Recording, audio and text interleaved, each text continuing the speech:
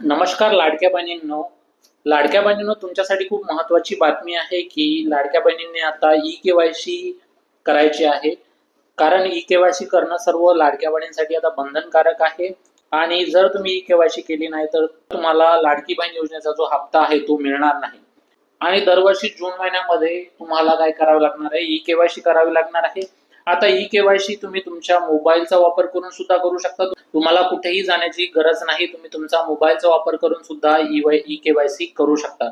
आता ही ई-केवायसी कशी करायची याची संपूर्ण प्रोसिजर आपण या व्हिडिओमध्ये बघणार आहे. परंतु प्रोसिजर बघण्यापूर्वी जर तुम्ही आपल्या चॅनलवरती पहिल्यांदा आला असाल तर आपल्या चॅनलला सबस्क्राईब करून ठेवा, कारण अशीच नवनवीन माहिती आपण आपल्या चॅनलवरती घेऊन येत असतो.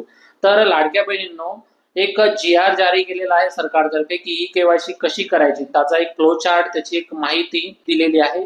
तर इथे तुम्ही बघू शकता की ई-केवायसी करायची कशी, त्यासाठी एक परिपत्रक जारी केलेलं आहे. आणि त्या परिपत्रक म्हणजे एक जी-आर जारी केलेला आहे, त्यामध्ये ही एक इन्फॉर्मेशन दिलेली आहे. तर यामध्ये असं आहे की मुख्यमंत्री माझी लाडकी बहीण योजनेच्या लाभार्थ्यांना प्रत्यक्षात ई-केवायसी बाबत करावयाच्या कार्यवाही बाबतच्या माहितीचा हा एक फ्लो चार्ट, म्हणजे याला परिशिष्ट अ हे असं म्हटलं गेलंय. तर हा परिशिष्ट अ काय आहे हे पूर्ण आपण जाणून घेऊयात. कारण हे परिशिष्ट तुम्ही जेव्हा तुम्हाला कळेल तर तुम्ही तुमचा मोबाईलचा वापर करून काय करू शकता, याचा हा यूज करून तुम्ही घरी बसून सुद्धा ई-केवायसी करू शकता.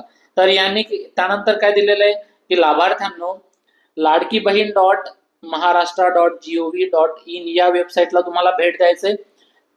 त्या वेबसाईटला भेट दिल्यानंतर तुम्हाला त्या मुख्य पृष्ठावर तुम्हाला ई-केवायसी बॅनर दिसेल.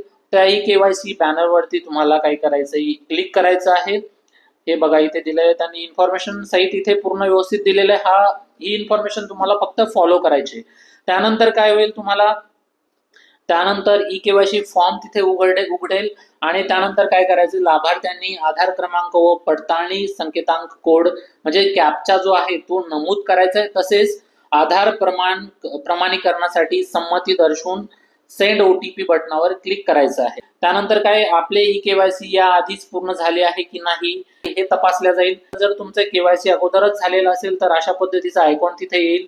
जर हो असेल तर ई-केवायसी आधीच पूर्ण झाली आहे असा संदेश तुम्हाला प्राप्त होईल. जर ई-केवायसी अगोदरच झालेला नसेल तर इथे आधार क्रमांक लाभार्थ्यांचा मंजूर यादीत आहे की नाही हे तपासलं जाईल.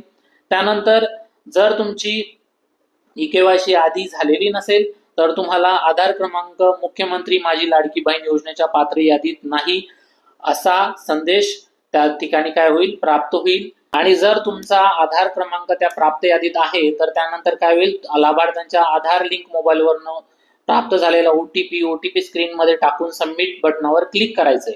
आता ते क्लिक केल्यानंतर काय होईल की तुमचा नंतर ई-केवायसी पृष्ठावर पती वडील यांचा क्रमांक नमूद करून पडताळणी संकेतांक कोड म्हणजे कॅप्चा जो आहे तो तिथे नमूद करायचा आहे. आणि आधार प्रमाणीकरणासाठी संमती दर्शवून सेंड ओटीपी बटनावर सुद्धा क्लिक करायचंय. नंतर काय होईल, नंतर पती असेल किंवा वडील यांच्या आधार लिंक मोबाईलवर प्राप्त झालेला ओटीपी स्क्रीन मध्ये टाकून सबमिट बटनावर तुम्हाला क्लिक करायचंय. यानंतर काय करायचंय, लाभार्थ्यांना की जात प्रवर्ग पर्याय आपल्याला निवडायचंय. त्यानंतर एक डिक्लेरेशन द्यायचंय. म्हणजे त्यामध्ये काय डिक्लेरेशन द्यायचंय तुम्हाला की माझ्या कुटुंबातील सदस्य नियमित किंवा कायम कर्मचारी म्हणून सरकारी विभाग, उपक्रम असेल, मंडळ, भारत सरकार किंवा राज्य सरकार, स्थानिक संस्थेमध्ये कार्यरत नाही किंवा सेवानिवृत्तीनंतर निवृत्ती वेतन घेत नाही. याच्यावर तुम्हाला होय किंवा नाहीवर टिक करायचंय. जर घेत असेल तर होयवर टिक करायचंय, नसेल घेत तर नाहीवर टिक करायचंय. त्यानंतर माझ्या कुटुंबातील केवळ एक विवाहित आणि एक अविवाहित महिला लाभ घेत आहे. जर असं असेल तर होयवर टिक करायचंय आणि जर या व्यतिरिक्त काही असेल तर नाहीवर टिक करायचंय. नंतर चेक बॉक्स क्लिक करून सबमिट बटनावरती क्लिक करायचंय. क्लिक केल्यानंतर काय होईल, सक्सेसफुली तुमची ई-केवायसी पडताळणी ही पूर्ण होईल असा एक मेसेज, एक असा संदेश तुम्हाला स्क्रीनवरती येईल. तर अशा पद्धतीने लाडक्या बहिणींनो तुम्ही काय करू शकता, ई-केवायसी करू शकता. आणि ई-केवायसी करणं हे खूप बंधनकारक आहे. जर तुम्ही ई-केवायसी केली नाही तर तुमचा हप्ता हा बंद होऊ शकतो. म्हणून लवकरात लवकर तुम्ही तुमची ई-केवायसी करून घ्या. काही लाडक्या बहिणींचे जून, जुलै किंवा ऑगस्टचे हप्ते आतापर्यंत त्यांच्या खात्यामध्ये जमा झालेले नसतील, त्याचं कारण असं आहे की त्यांनी ई केवायसी केलेलं नसेल. आता ई केवायसी प्रोसेस अगोदर लाडकी बहीण महाराष्ट्र.gov.in यावरती उपलब्ध नव्हती, परंतु आता त्यांनी उपलब्ध करून दिलेली आहे. म्हणून काय करायचं, तुम्हाला ई केवायसी करून घ्यायची आहे, नंतरच काय होईल, तुमचे पैसे तुमच्या खात्यामध्ये जमा होईल. तर लाडक्या बहिणींनो, कशी वाटली ही इन्फॉर्मेशन आम्हाला कमेंट करून नक्कीच कळवा. आणि ही इन्फॉर्मेशन जास्तीत जास्त लाडक्या बहिणींपर्यंत नक्की शेअर करा, जेणेकरून त्यांना सुद्धा कळेल की ई केवायसी करणं खूप महत्वाचं आहे. म्हणून ही इन्फॉर्मेशन त्यांच्यापर्यंत नक्की शेअर करा. धन्यवाद.